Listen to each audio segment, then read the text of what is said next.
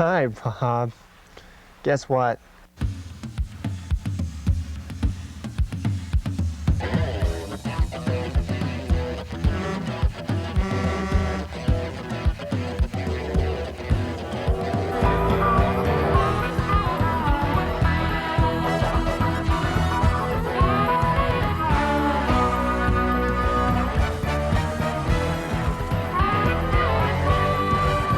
Bob Bourke is the mechanic at large.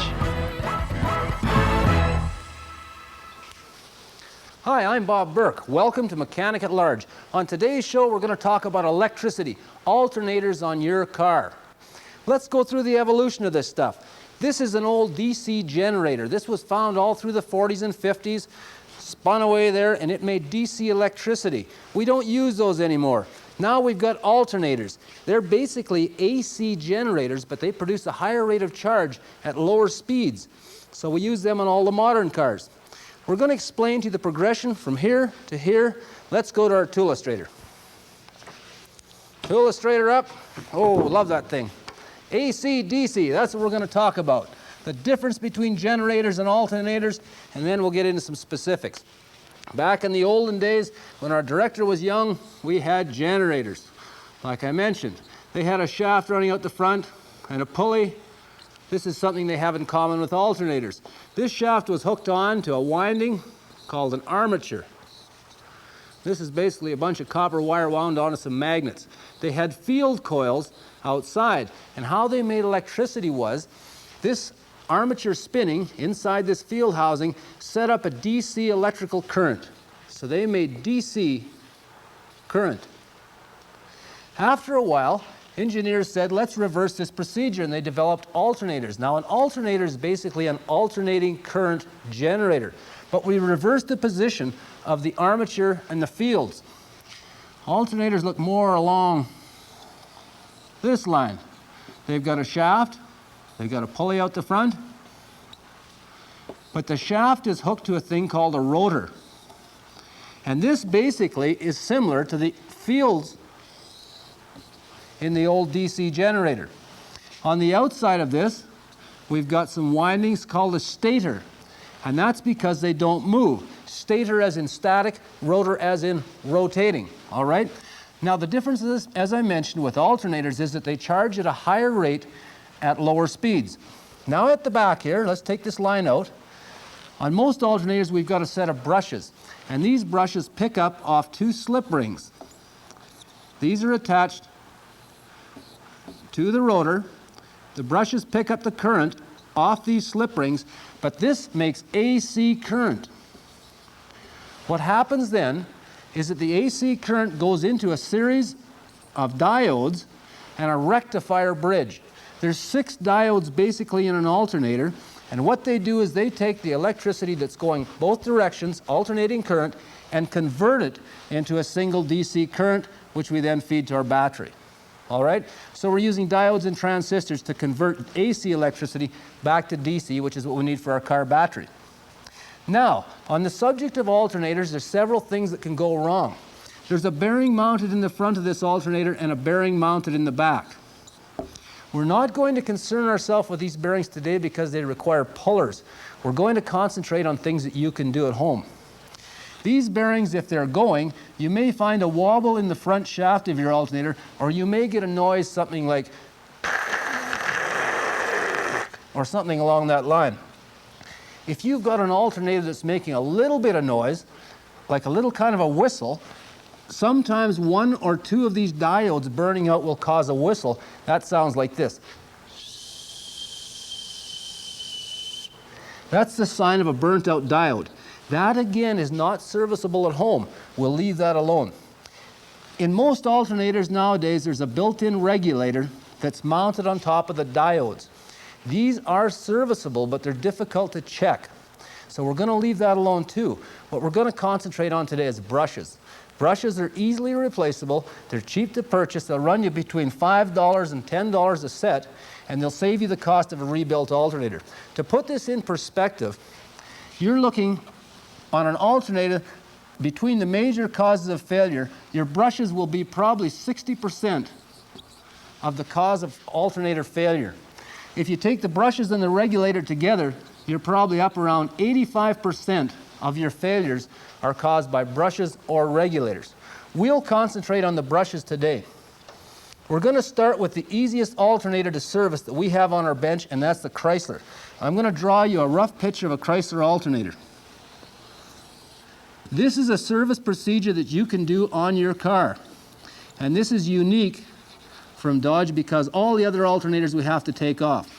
On a Chrysler alternator, at the back, you'll see all kinds of hieroglyphics, markings, and poles, and so on. Ignore them for now. There's two things that you want to look for on a Chrysler alternator. It has two little brush holders, one mounted here, one mounted here. They're identified by screws, Phillips screws. You know what a Phillips is? You better, if you're this far along and going to do this job. These brushes are externally removable. So if you have a Dodge or Chrysler product that stops charging, we want to check these two little brushes, and we can do that by pulling them out. Now a brush is just a little thing with a pigtail added onto it, a little woven piece of wire, and it's a little piece of carbon. The only thing that we can tell about brushes is by checking the length of them. A worn out brush will look like this. The length will be much less. And if this is down to about half its original length, it's too short and it will not be touching the slip rings. One other unique thing about Chrysler alternators is that they have one flat mounted slip ring, so one brush goes straight in, one brush comes in this way. I'm going to put one in the vise and show you how to check the brushes in the Chrysler alternator. Let's get rid of this one. This is supposedly what I just drew you. Does that look similar? Well, pretty close. These are the two little brush holder screws. Let's pop them out right now. That's a little Phillips screw. Just take it out. And behind that, be very careful not to lose any washers off any of these screws. Here comes a brush. There's one of our Chrysler brushes. Let's set it down and take the other one out. Same program here. Take that little Phillips screw out. Be careful not to lose any of these washers because they're insulated washers. And let's set that one down there. We got a brush somewhere here. There's our brush right there. It's hung up inside of our holder. Now that's a sure sign that the brush is done. Let me show you comparative lengths of new ones. This is a new Chrysler brush, and this is an old one. You can see the differences in lengths there. This other little Chrysler brush, I just dropped the screw I was telling you not to drop. Let me pull this out of here. Well, I've got a problem with that one. I'll have to break it. That brush is stuck right back in. Now that means that that spring has collapsed on us. There it is. All right, there's the length of the old brush. And here's the length of the new one. I'll just hold those up so you can see that. That's a really good comparison. See the length of that old brush compared to the new one? That brush probably will not contact that alternator slip ring anymore, so it's time to replace it. This set will cost you about $5. You can do it right on the car, put them back exactly the same way that they came out, but remember not to lose any of these little washers off the screws because they're insulated. When we come back, we'll show you some other alternators.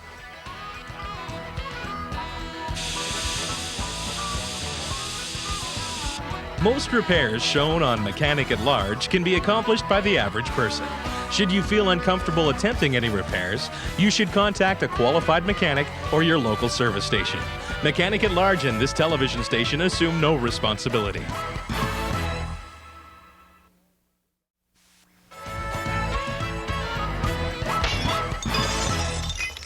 Welcome back. We're going to talk about two other kinds of alternators now. Ones that fit GM products and ones that fit Fords. I want to draw you a picture of the brush holders on them. They're different from the Chrysler because they have a plastic holder that holds the brushes so you don't have to mess around taking them apart and shoving them in with those little springs. The Delco brush holder and the old-fashioned ones look something like this. It's a plastic configuration. The little brush springs are in here and the brushes are forced out here. This is replaced as an assembly. The Ford one is a little bit different because it sits in a kind of a curvature in the housing. And I'll show you that in a few minutes on the bench. The brushes in this one sit down here and are pushed out this way. Now one thing is common with both of these. they have a little hole to hold the springs back in place or the brushes back in place. So what we have to do when we install them is push this brush down. There's a little hole here, and we insert a piece of wire through that to hold both brushes in place while we put the alternator together. On the Ford, the little hole is down here. And I'll show you that. We do the same thing. We push the brushes down, push our little wire through here, and that holds the tension on the springs and the brushes so we can assemble these things. One other point to make right here. The Delco plan is to, or the Delco regulator, these little holes are hooked together with little metal strips. So your current runs where it should when you put your screw in. On the Ford, you've got a brush lead that comes off here, and it goes onto a screw that holds down this brush holder. Your second lead on the Ford from the brush behind that you can't see goes to another post here that goes through the back of the housing, and there's a nut goes on the outside of the alternator. I'll show you on the bench. It'll probably be better than my drawing. Let's look at the Delco first. This is our Delco alternator. The first thing you have to do whenever you take an alternator apart is to remember to do this. Make a mark on it. A felt pen or a chisel mark or anything you want to show you how to put it back together when you, or to get it assembled in the right order. Now I've taken a couple screws loose on this to save a little time. We'll take those two out. There's 4 screws around the outside that we've got to take out to split the housing.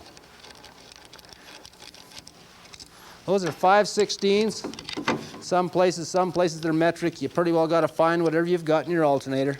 But they're small bolts, and they hold the 2 halves of the housing together. At this stage, you may have to tap this alternator a little bit. I got a small hammer here I use. You can whack that a little bit like that, because you're going to see as it separates that there's 3 separate components here. Let me get a pointer and point this out to you. There's 3 separate components here. There's one. That's the front housing. The rotor is going to come off with that front housing. The second component is right in here. That's the outside of the stator I told you about. That's an outside winding, and we want to keep it with this part of the body. This is the back part of the body where the brushes and the regulator are. So what we want to do is take the front part of the body out, like so. There we are. Take a look at that, just so you can have a look at the components that we've got there. If you can look in there and see, there's our brush holder. Now this is an old-fashioned Delco. This is an old-fashioned brush holder, but we can take this little plastic component out with these 2 brushes, and we'll do that in just a minute. Here's the 2 slip rings I mentioned to you, and this is what the brushes run on. And before we reassemble that alternator, we'll clean those up with a little bit of really, really fine sandpaper, all right, to make good contact with the brushes. Let's set that aside and take a peek at the Ford right now. This is a Motorola alternator off a Ford product. We're going to split it basically the same way. It's got 3 screws to hold it together instead of 4. Other than that, it's very similar. I mentioned that one of the brushes is connected to a post that's outside. That's this one right here. You're going to find it's the closest one to the center, and you'll see when you get inside how that relates to, or how you'll know which one it is. Let's knock this apart, remembering again to mark that housing so we put it back together the same way. Let's give it a whack with a hammer, and we'll take it apart. Basically the same thing with a slightly different brush holder in it. Now you can see this brush holder and those 2 little brushes and springs are all popped loose, but we can remove this red assembly and put it back together, or put it all back in as one piece. Let's set that down again, show you those slip rings again, very similar to the Delco. Clean those up with some sandpaper before we put it back together. Let's set this down and get our Delco alternator back up here. What we're going to do here is take this little brush holder out, and we'll show you a close-up of it, and then we're going to put a new one back in. Let's find our screwdriver, Phillips screws.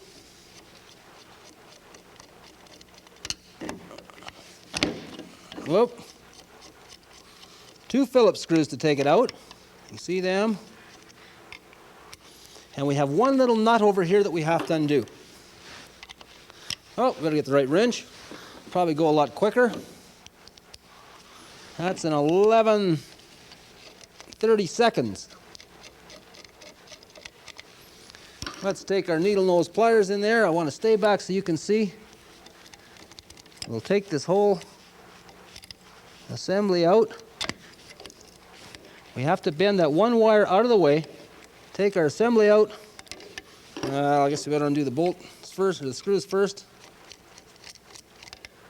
I'll get them all the way undone. Okay, let's lift that out, and we'll put a new one right back in the same place. Let's get our new brush holder. I want to point one thing out to you. I mentioned that there was a little pin that holds the brushes retracted. This is it right here. We're going to remove that after we put our alternator back together. Don't pull it out now, and don't look at it, or those two little brushes will shoot out and hit you in the eyes. Let's put this back in place. There's the screw. I'm going to get my needle nose here so that you can see what I'm doing. This little pin will go through a hole in the back of the alternator as you slide the brush holder into place. At least that's the theory. Oh yeah, it's working all right so far. Remember to get this little arm hooked up, because that carries current. Wiggle and jiggle this thing, hold your mouth right. There, it's in place. Let's put our screws in. Remember, always inside of alternators. If there's a washer on it when you take it apart, put it back in. Don't take for granted that the washers are metal or insulated. Right down where everything comes out and put it back in the same place. There's one screw. There's our second screw. Oh, hang on. Hang on. You don't have to tighten these to death. You're dealing with a plastic housing, so tighten them snug, but don't do your exercise on them. Remember the one little arm and the little wire here. Let's reattach that. That's off the stator windings. Put that on. A little nut. I'll put my hand in your way here to start that. Let's run it in with a nut driver. Okay, let's set this piece down for a second. Remember I said to you, we want to clean up our rotor here. A little bit of sandpaper. All right, just polish this up. I'm just going to do this quickly, because I want to get this back together. You can do a better job. Polish that up a little bit. Use sandpaper. Wipe it off. Make sure there's no grease or oil on it. Let's reassemble this. Housing to housing. Where's our marks? There's a blue mark. We got to roll this one around. There we are. This simply slips back together again.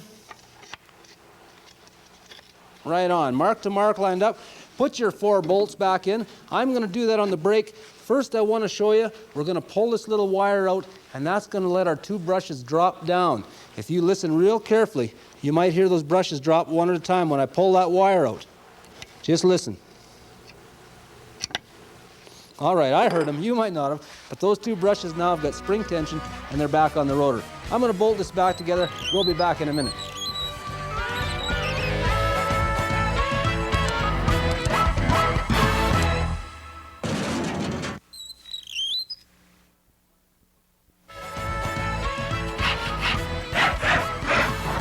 Welcome back. We're going to show you now a really important part of our show that can save you a lot of money. If you're adept enough and know what you're doing and can follow this show enough to get the voltage regulator out of a car, if you have an import car, if you can get the regulator out of your alternator, it'll look something like this. This little baby here has got the regulator bonded onto the brush holder permanently. You have to replace it as a unit, and it costs about $100. We're going to show you how to take the brushes out of it and solder new brushes into place and save yourself some big bucks. Let's put it in the vise here. I'm going to set it up so you can see it. The brushes in this little holder right here go up this side, and they have a pin-in system like the Delco. Let's turn it over and look at the other end. The brushes are soldered onto these 2 little tangs. Now I've removed this brush already. I've bent this tang up and melted the solder off here. What I'm going to do now is melt the solder off this lead with a soldering iron. That brush is going to fall out the bottom end, and then I'll show you how to put it back in. All right? You can't put too much heat from a soldering iron close into these electronic components. So you want to get this melted as quickly as you can. You can pull on the brush from the other side, or the spring will pop it out as it comes loose. But you can solder a set of brushes back in here without getting too much heat into your regulator, which will damage it. All right, that brush came loose. Let me turn this over so you can see how this comes out.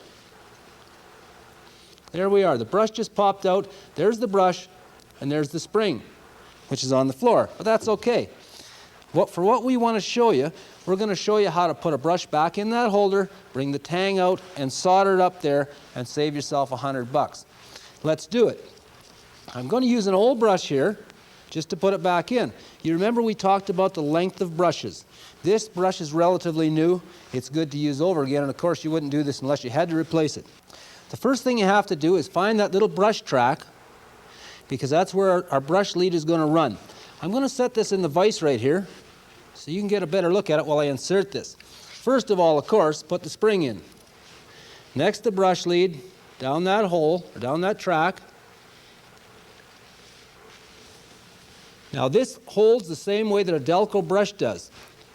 I've got to get two hands in here. I'm going to hold that brush back in place while I insert a little wire up there to hold the brush. All right? Now we're going to take it and turn it over to the top side again, and this is where we're going to do our soldering job. There's our brush lead sticking way out. Fold the brush lead back like this. You have to do this because when your brush spring is extended, you're going to need the slack in there. And now we're going to solder that little lead back onto that contact.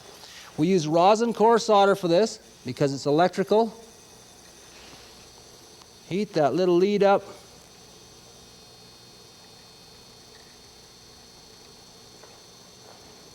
I might have to get my O-ring pick to be a third hand and hold that in place till it cools. Right on.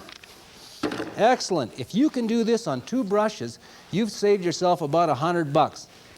Bend that little tang back into place, down a little bit gently, and your brush lead is soldered back on. When you put this back into your alternator, you'll do the same thing you did on the Delco. You'll pull the little wire, your brushes pop back out. You can see the spring tension on it there. And for about $1.50 for two brushes, you've saved $100. Thanks for joining us. We'll see you next time. For a copy of this episode of Mechanic at Large, please send your check or money order for $24.95 plus $5 shipping and handling and any applicable taxes to the address on your screen. Or call 1-800-843-3658 and have your Visa, MasterCard, or American Express ready. Please specify the program topic you want and allow 2 weeks for delivery.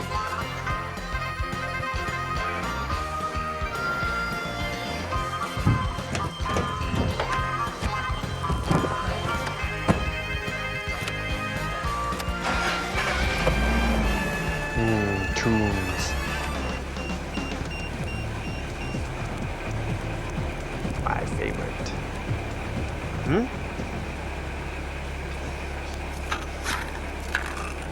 Oh, my tape!